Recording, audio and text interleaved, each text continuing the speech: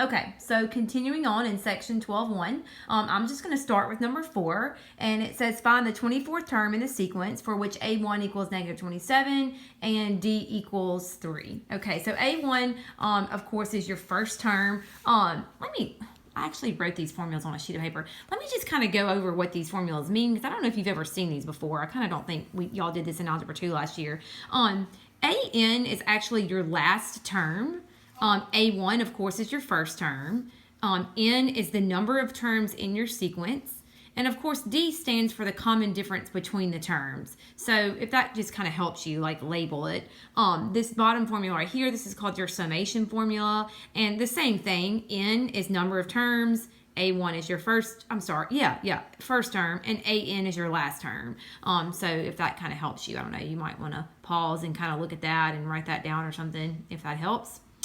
Okay, so we're actually going to use that first formula for number 1. Number 4, my bad, number 4. Find the 24th term in the sequence for which A sub 1 equals negative 27 and D equals 3. So what I'm going to do, again, I'm using this, hope y'all can see this. I'm going to use this first formula. Okay, so A sub n is our last term. We don't know that. We know it's the 24th term, but we don't actually know what it is. So just put A24. A1 is our first term, and it's negative 27, because, they told us that in the problem. If you're looking at, number 4, they told you it was negative 27. Okay. All right. So sorry, I'm going so slow. I'm trying to make sure I'm videoing and getting all this where y'all can see it.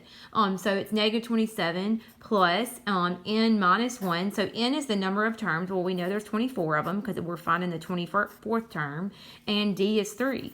So you just put the 3 right there. So basically you're doing negative 27 plus 24 minus 1 times 3. So negative 27 plus 24 minus 1, of course, is 23 times 3.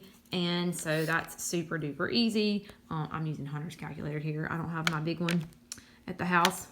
Okay, so you've got, let's see, negative 27 plus 23 times 3. And I got 42 for that. All right, so I actually marked my answers, and I attached an answer packet for y'all. Yes, it's 42. Okay, so that was number 4.